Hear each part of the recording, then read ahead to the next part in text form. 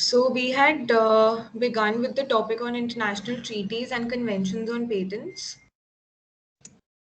We started with the provisions on patent that are there in TRIPS. We did what is patentable under TRIPS, what are the rights that a patentee is conferred with, what are the conditions on patent applications that members can put conditions, exceptions, etc. Then what other use are authorized without the consent of the patent holder. So we did all these exceptions and we had to begin with the next article, that is revocation or forfeiture. So revocation of a patent means that the patent authority has revoked the patent, has taken away the patent of the right holder because of any of the grounds of revocation. So that could be like the patent has been wrongfully obtained, or the patent was obtained fraudulently, or the patent should not have been given because there was some technical error. So revocation is when it is done by the authority. Forfeiture is when the patentee himself gives up his patent. So I surrender my patent, so I'm forfeiting my rights. So Article 32 of TRIPS says that an opportunity for judicial review of any decision to revoke or forfeit a patent shall be available. So if there has been, suppose I'm a patent holder and with respect to my patent, there has been a decision by the patent office that they want to revoke my patent because they think that I obtained it fraudulently. Or in another situation, that I want to give up my patent because of any reason. For example, I'm not getting enough returns, so I thought might as well give it up and let the society use it because I'm anyway not getting any money out of it. So in both these circumstances, I will have the opportunity of judicial review available as to whatever the authority decides. So judicial review is basically that there will be another round of scrutiny of my decision. So every country has to provide an opportunity of judicial review for in cases of revocation and forfeiture. Is that what this article says? Article 33 states the minimum term of protection that every country has to give to their patent holders. The term of protection available shall not end before the expiration of a period of 20 years counted from the filing date. So TRIPS says that minimum 20 years you have to give to every patent holder by every country. Less than 20 years will be infringement or uh, infringement of TRIPS, because then you are going into TRIPS minus provision.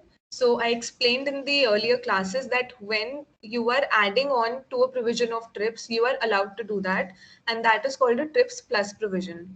But when you are giving something less than what TRIPS says, you are not allowed to do that because TRIPS lays down the minimum standards. So here 20 years is the minimum standard, and any country is allowed to give protection for 25, 30, 40, 50, whatever years they want, but not below 20 years. So India gives the term protection of 20 years, which is the minimum what TRIPS prescribes.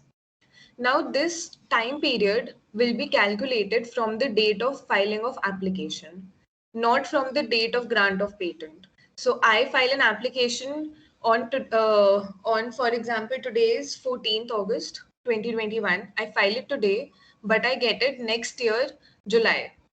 Now my patent time period starts to calculate from today, not from next year when I get it. So if the time period between the filing and the grant is a lot, then the patent holder loses out on that time period. So that is a problem or a drawback of calculating the patent from the filing date. Now, there could also be a concept of priority date here for the purpose of calculating the term. So, for example, I file an application in India today, and after 3 months, I filed in USA. Now, today will be the priority date, which is basically the prior date of filing, and my patent term for the purpose of India and USA will start to be calculated from today itself, not after 3 months, because we give importance, or we start the time period from the priority date, the date on which priorly an application was registered in some country. Now, priority date concept comes into play when we are filing an application with respect to one patent in various countries. So the country in which I first filed the application, my patent time period will begin from there. Because otherwise, see, if this provision was not there, I could have easily done one thing, that I file it in India today. I start my 20 years. As soon as my 20 years are about to get over, when I'm on my 19th year, I filed an application in US. So another 20 will start if this thing is not there. But since we have the priority date system, even if I file in the 19th year in US, my patent term of 19 years would have been over, and I will anyway have 1 year left, no matter if I file it or not. So it's important that you file in all countries as soon as possible, because priority date concept will be followed for calculating the term. And 20 years is provided in India. Article 34 talks about the burden of proof in case of process patents. So I told you guys that we have two kinds of patents, product patent and process patent. So product is the patent which is granted on the end product, the result of any process or technique, and the process patent is granted to any technique or the process of reaching that product. So I can get my medicine patented. I can also get the technique of creating the medicine patented if it is novel.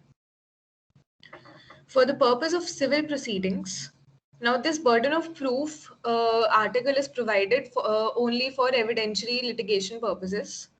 For the purpose of civil proceedings, if the subject matter of a patent is a process for obtaining a product, so mind you, this is only for process patents.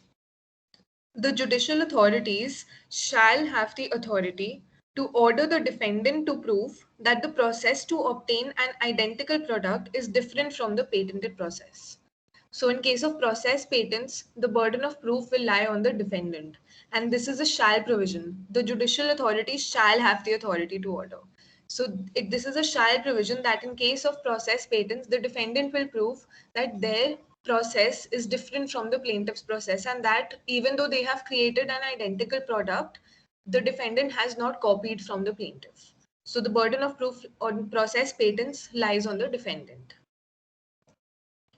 Now this ends our provisions on patent under TRIPS.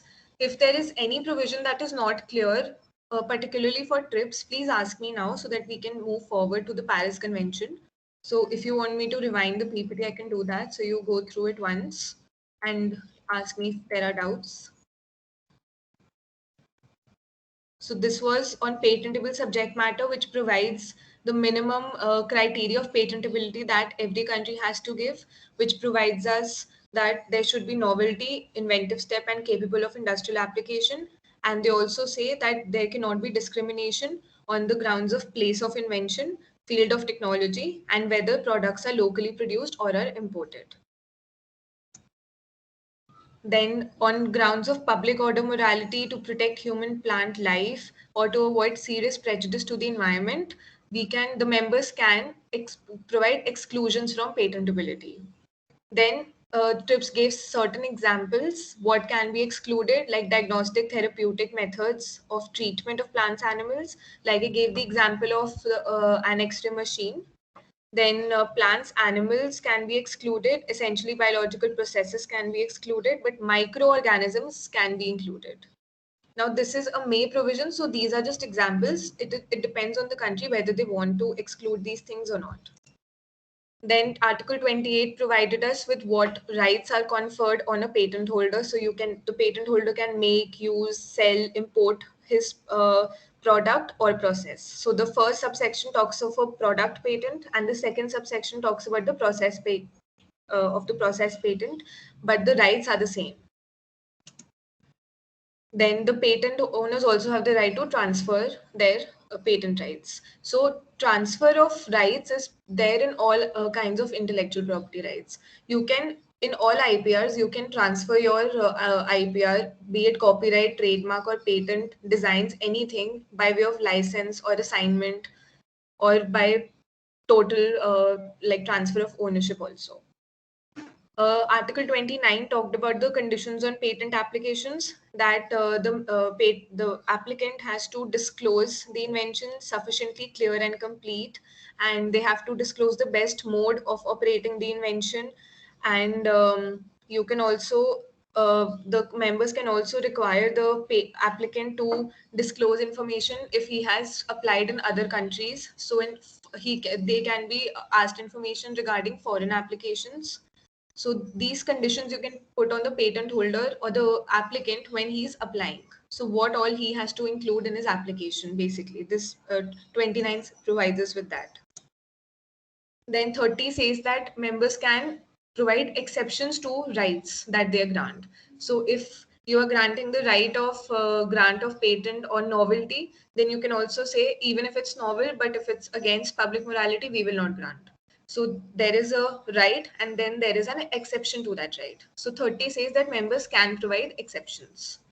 Then 31 talked about those cases. So they have given us 10 uh, illustrative examples wherein even without consent of the right holder, patent holder, a third party can use the invention.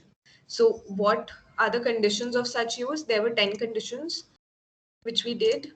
And then revocation forfeiture, you're clear, term should be 20 years, it starts from the filing date. And in case of process patents, the burden of proof will lie on the defendant to prove that the process was different from the plaintiffs and it was not copied. So I hope TRIPS is clear. I've totally brushed it, promptly brushed it up so that you don't have any problems. Now we begin with the Paris Convention for the Protection of Industrial Property, 1883. Now, TRIPS came in 1995 and Paris is of an 1880s document. Now, TRIPS followed the footprints of the Paris Convention. But since we follow TRIPS currently, I have explained that before. But Paris Convention was basically the oldest document on industrial property. Industrial property means patents, trademarks, designs, and GIs, okay? Geographical indications. So on industrial property, Paris Convention is the oldest document. And also TRIPS is more comprehensive because it not only contains industrial property, it also has copyright and other rights. So now we read the Paris Convention. The Paris Convention, adopted in 1883, applies to industrial property in the widest sense, including patents, trademarks, industrial designs, utility models, service marks, trade names, GIs, and the repression of unfair competition. This international agreement was the first major step taken to help creators ensure that their intellectual works are protected in other countries. See, all these conventions and treaties, most of them, they basically help you in protecting your work. It could be a copyright, it could be patent, any work that comes under IPR to be protected in other countries as well. The convention provides for the following. First, patents. Patents granted in different contracting states for the same invention are independent of each other. So IPRs are territorial in nature. This I think you should be knowing because you've studied IPR. So IPRs are territorial in nature, meaning if I get a patent in India, does not mean I have it in all over the world. In every country that I want a patent, I have to apply for a separate application. So, patents granted in different states for the same invention are independent of each other means this, that you have that every patent is independent and you have to file separately in each country according to their patentability laws. So, we require novelty, inventive step, industrial application. So, US requires utility also. So, the patent has to be useful apart from being new for it to be granted patentability. So now here we have come to a conflict. So we cannot make patents or any IPR for that matter universal because the IPR, the conditions of registration of all IPRs differ from country to country. The granting of a patent in one contracting state does not oblige other contracting states to grant a patent. A patent cannot be refused, annulled, or terminated in any contracting state on the ground that it has been refused, annulled, or terminated in any other contracting state. So, if India refuses my patent application, USA cannot refuse it on the ground that India refused. they have to look at their patent laws and see if my invention fits according to their laws. So they cannot take examples of other contracting states. All countries and all patents are independent of each other. This is what the Paris Convention says in the first part. Now, what are the rights that a patent holder has under the Paris Convention?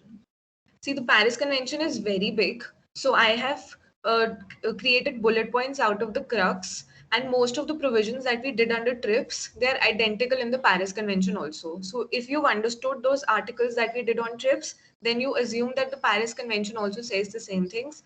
The things which are different or new, I've put in here. The inventor has the right to be named as such in the patent. As such, meaning that the inventor will be given the designation of an inventor or a patentee in the application. See, now you can also say, like, this is important because if there is a transfer of ownership sometime and there is a licensee or an assignee in picture, then credits have to be given to the original inventor, the true and first inventor of the invention. So that's why Paris says that the inventor will be named in the invention as such. As such, meaning the designation of an inventor will be given. The grant of a patent may not be refused, and a patent may not be invalidated on the ground that the sale of the patented product or of a product obtained by means of a patented process. So both product patent and process patent we're talking about is subject to restrictions or limitations resulting from the domestic law. See, here we're talking about international applications.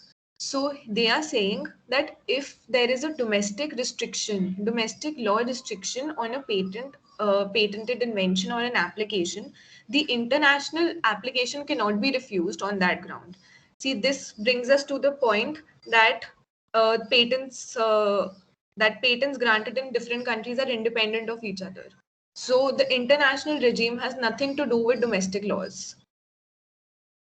I hope I'm clear. There's so much silence in the class. I hope you guys are understanding. If I'm going too fast, please let me know because I'm making extra effort to go slow. Each contracting state, okay, each contracting state that takes legislative measures providing for the grant of compulsory licenses to prevent the abuses which might result from the exclusive rights conferred by a patent may do so only under certain conditions.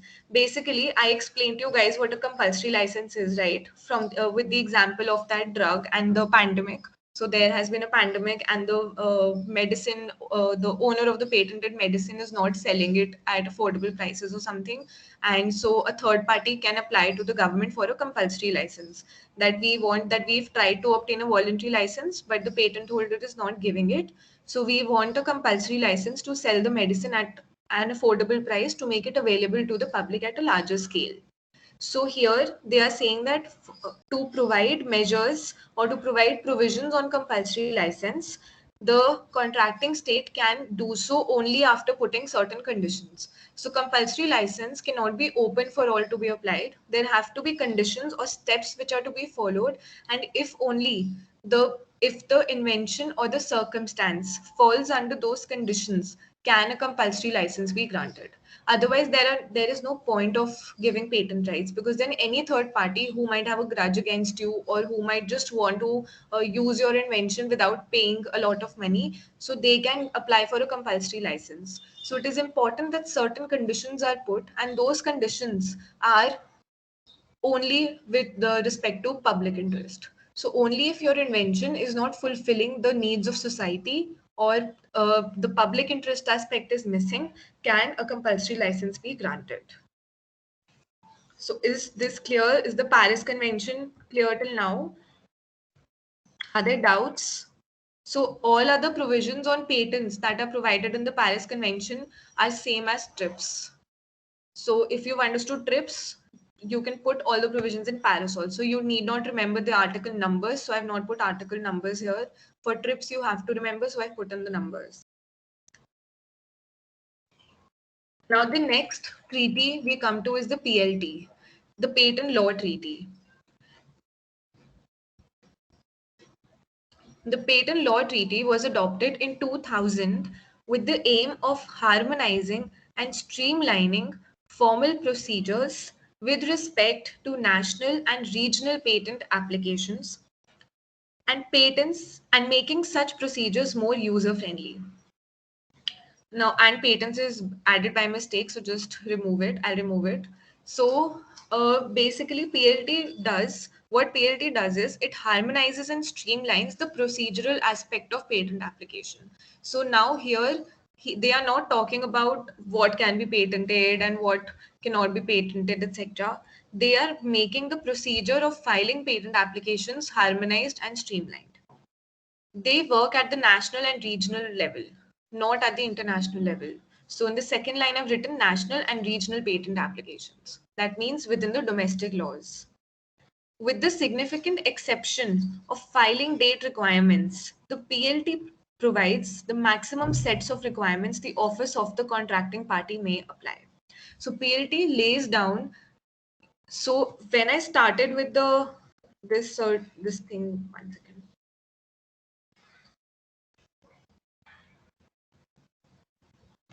So I said that TRIPS, Paris, and PLT, they talk about the standards of protection.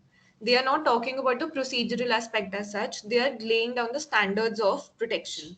Now PLT is laying down the standards which are to be followed for procedural laws. So are you understanding the difference? So what procedure will be followed? PLT is setting out those standards. They are not providing for specific procedural detailing that this application, that all these documents will be submitted with the application and this will be done. They are saying that we are setting up a standard adhering to what the contracting states will provide for procedural requirements. So what are maximum sets of requirements PLT provides, the states have to follow that. This means that a contracting party is free to provide for requirements that are more generous from the viewpoint of applicants and owners. But the requirements under PLT are mandatory as to the maximum an office can require from applicants. The PLT was concluded in 2000 and entered into force in 2005. So, in the second para, are you able to relate it with TRIPS and Paris that the minimum requirements are set out by PLT and you can make more generous requirements or more requirements than what PLT provides if the country wants. But minimum standards are again laid down by the PLT. Now, the difference between all the three treaties, we'll come to that when we complete PLT. The treaty provides first. Now, what are the minimum standards that all countries have to follow when they are providing conditions of procedural requirements? First, the requirements for obtaining a filing date was standardized in order to minimize the risk that applicants could inadvertently lose the filing date, which is of utmost importance in the patent procedure. See, losing a filing date means, so there are two inventors who are working on an invention which is similar to each other. Now, there is no cheating done as such. It is coincidental that they are working on the same invention. Now, one inventor is about to finish the invention and the other is a little lag behind.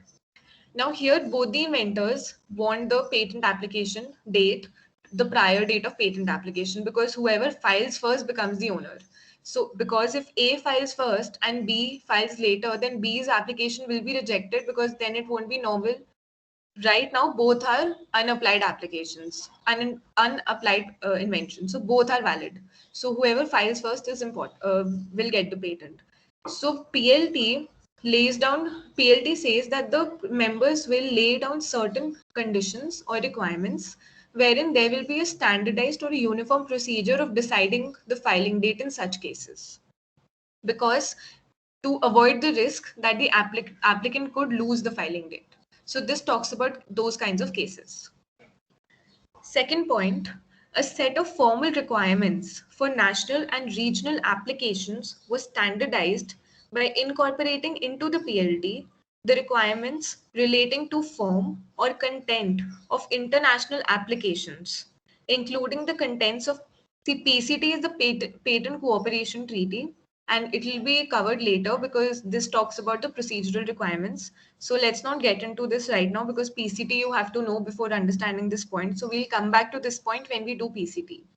So let's do the third point as of now. the standardized model international forms that have to be accepted by the offices were established. So there will be one single model form which all international applications will follow. Otherwise, it will be very haphazard. And the purpose of PLT, the Patent Law Treaty we are doing right now, it is to standardize procedures. So you will have a standardized model international form. A number of procedures before patent offices were simplified, which contributes to a reduction in costs for applications as well as offices. So, since the procedures were simplified, it leads to time consumption reduction, it leads to cost reduction. So, PLT basically, since it was simplifying and harmonizing different procedures, so they also reduce the costings. Now, all the three treaties, okay, we have two more points. The PLT provides procedures for avoiding the unintentional loss of substantive rights resulting from failure to comply with formality requirements or time limits. So, PLT basically encourages that just because there are some formalities that are not being completed, the patent holder does not lose out on some important substantive rights. So, because procedural lapses lead to a lot of lead to a lot of loss of important rights. Like if the patent holder is getting very less time due to a technical lapse that the patent was granted after 5 years of application. So now the patent holder is left with only 15 years. Now he might think that now I've lost 5 years, so now it's difficult for me to license my patent because then I won't be able to receive the fruits first before I license. So I will just be able to recoup my investment cost. I will not be able to make profits out of it. So now he is losing out on a substantive right. So here, PLT will provide for avoiding such unintentional loss of rights. The implementation of electronic filing is facilitated while ensuring coexistence of both paper and electronic communications. So e-filing of patents was also provided for in the PLT. Now, all the three treaties that we have done till now, they were talking about the standards of protection. The TRIPS and the Paris Convention, in a sense, lay down the same things. They lay down what can be patented, what provisions the member countries shall or may provide in their patent laws to for the patent holders or for inventions. What all exceptions can be there when a third party can use a patent without consent of the patent holder legally. So they provide the standards of protection. PLT provides for standards or uniform standardization of what procedural requirements all countries will give in their national or regional applications. So, what paperwork is required? What will be the filing date? How many formalities have to be completed before you get a patent? In how much time you will get a patent? In how much time opposition can be made by other people? So, all the technical requirements the PLT provides. Now we have the international system of filing. This is the second category of treaties or conventions, wherein we have two treaties, the Patent Cooperation Treaty and the Budapest Treaty. Now, these two treaties lay down the standards as to the international level or the global level of patent applications. So, till now we were not talking about, so PLT talked about national and regional level. Now we have reached the or entered the international arena. So let's begin with the PCT. PCT is a very important treaty in patent law, so please listen to it carefully. The Patent Cooperation Treaty makes it possible to seek patent protection for an invention simultaneously in each of a large number of countries by filing an international patent application. See, I just told you guys that patent is territorial in nature. For if I have obtained a patent in India, it does not mean that I have automatically gotten a patent in US. I have to apply for a separate application in US. Now, if I've made a very drastic change in the society by creating an invention which is a deal breaker, now I want it to be protected in maximum number of countries because this is something which will work on an international level, and I want to apply in around 10 to 15 countries, for example. Now, if I start going and applying to each country separately, first of all, my priority date problem will arise because it takes time to apply in each country. Around, say, for example, it takes 6 months. So for me to apply in even 5 countries, it's going to take 2-3 years. I can't afford to lose out on 2-3 years just for filing. Also, the costings will be humongous. So PCT provides that for such situations where one inventor wants to apply in different countries, you can do so simultaneously by one single application. So it is called the International Patent Application. So you fill in that application, you write down which countries you want to apply to, and you can file in all countries together. Now it is up to those countries. They will see whether your invention falls according to their law. It fits in the patentability conditions of their laws, and then they will decide whether they want to say yes or no. But you can file through a single application, so your priority date problem gets solved because there will be only one date, and also you will save on a lot of time and costings. So this is basically allowing you to file patents in different countries at the same time. So remember this line. Such an application may be filed by anyone who is a national or resident of a PCT contracting state. It may generally be filed with the National Patent Office of the contracting state of which the applicant is a national or resident, or at the applicant's option with the International Bureau of WIPO in Geneva. So if I am to file an international application and I'm an Indian citizen and I have to file it in 10 countries, so I have two options. I can either file it in the Indian Patent Office because I'm a resident of India, and I can say that this is my international patent application and want a patent in US, France, blah blah blah. But I also have the option of going to the International Bureau of WIPO in Geneva. So I can go to Geneva and also file an application. Now I don't have to physically go to Geneva; it'll all be online. But you can go to both places. This is the option of the applicant, whatever he wants. The treaty regulates in detail the formal requirements with which international applications must comply. So it lays down the requirements which international applicants have to comply when they're applying in different countries at the same time. What are the benefits of PCT? It brings the world within reach because you don't have to go separately. So that makes it 10 times easier. It streamlines the process of fulfilling diverse formality requirements. So every country has diverse requirements, procedural requirements. So some might need 10 documents, some might need 20 documents, and some might need 5 documents. It'll be a very big hassle for an applicant to keep record of all countries' requirements and then filing in compliance of those requirements and then following up. So a patent process is a very long process. So it streamlines the process of fulfilling diverse formality requirements because now we have only one application and one set of requirements. So we only have to provide those documents and adhere to those conditions which the international patent application requires. It postpones the major costs associated with international patent protection because obviously there is cost reduction when you're applying through a single application.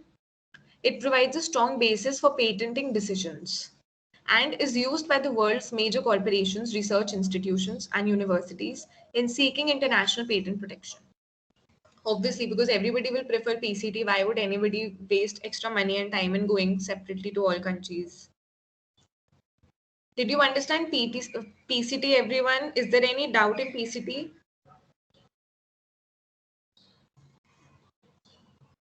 Why is the class so quiet? Is everyone sleeping? No, ma'am. It's clear, right? Okay. Yes, ma'am. Clear.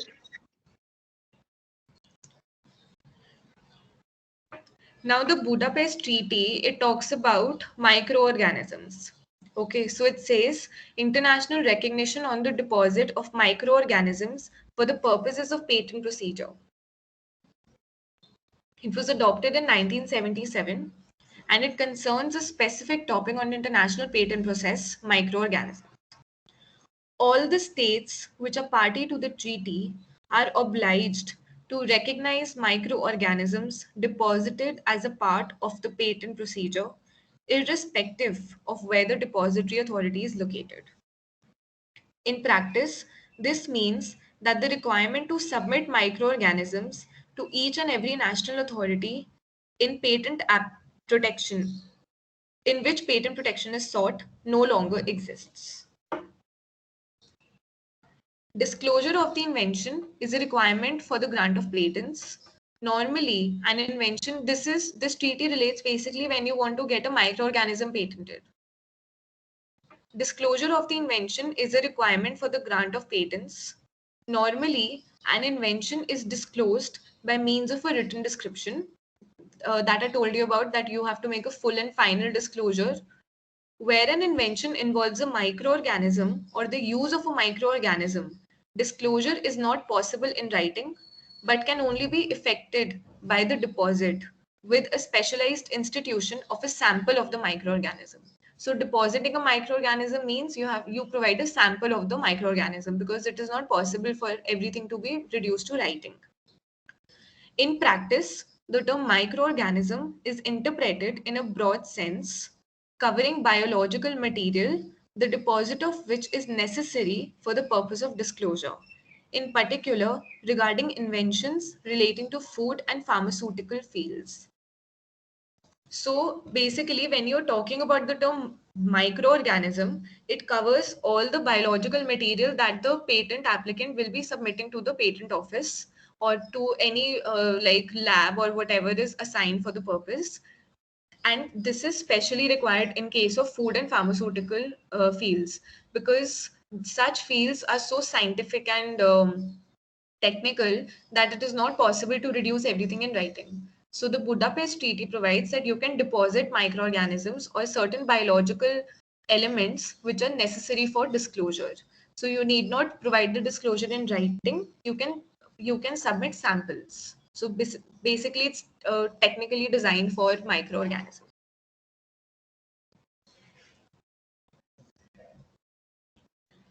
Now, a final classification or category is that of basically Strasbourg Agreement classifies patents into different categories.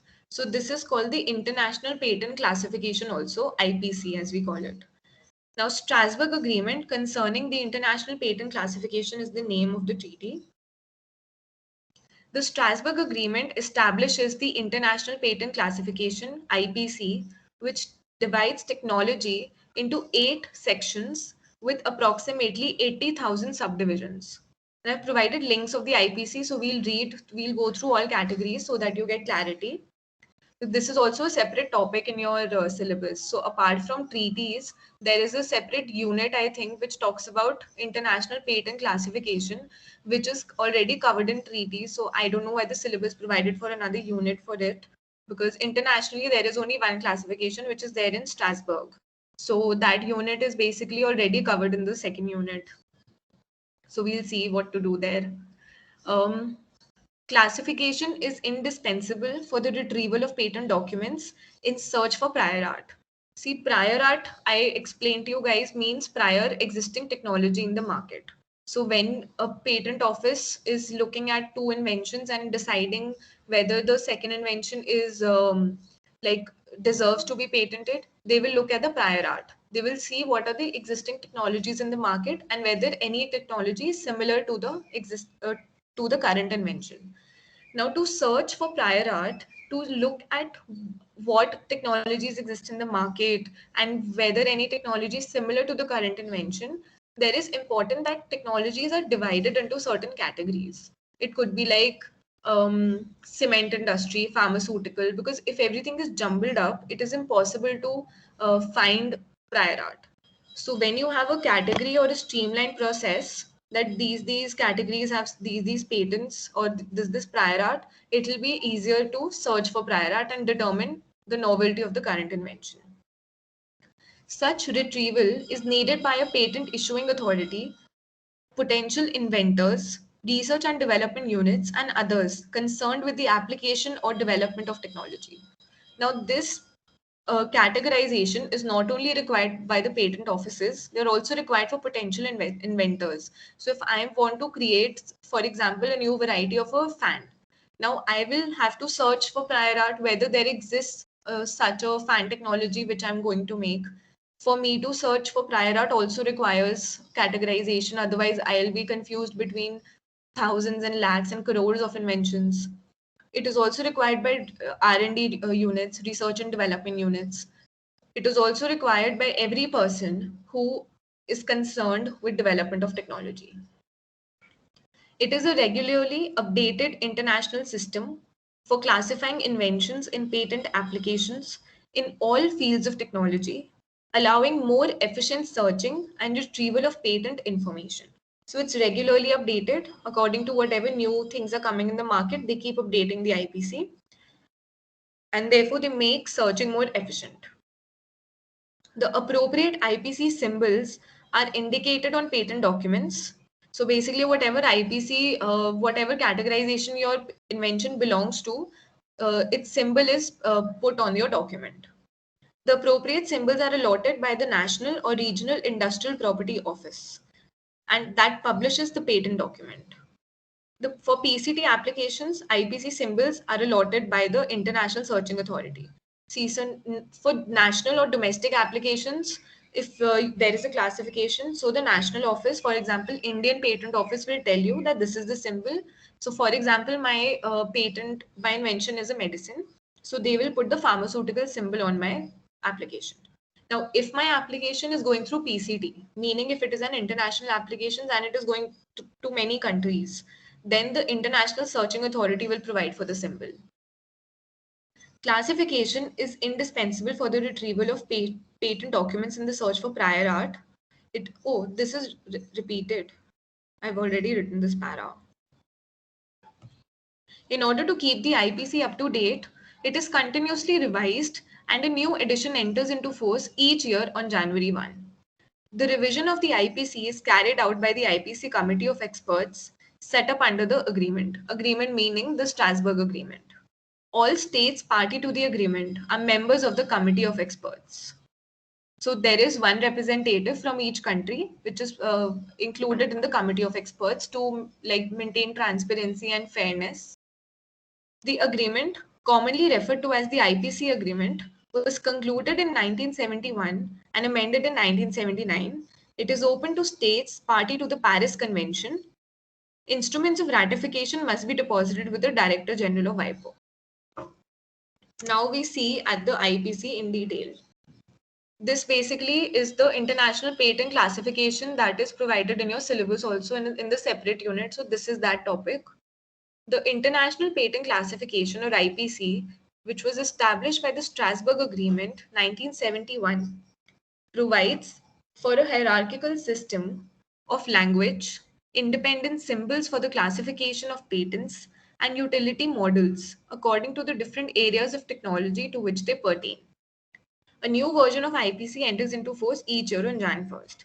Now we will go follow this link and get into the details of IPC in the next class. We will go through all categories and what all subdivisions are there. So 80,000 subdivisions are there, and since every year we have a new this thing on Jan 1st. So the last one which is updated is the one in 2020. So we'll go through the one. This year I think there has not been an IPC updation because on the WIPO website I could get hold of only the 2021. So we'll do this in the next class. I hope everything's clear. There has been a lot of silence today.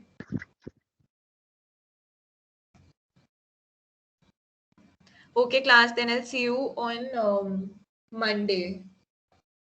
Monday at 6 p.m. Okay, bye. Thank you.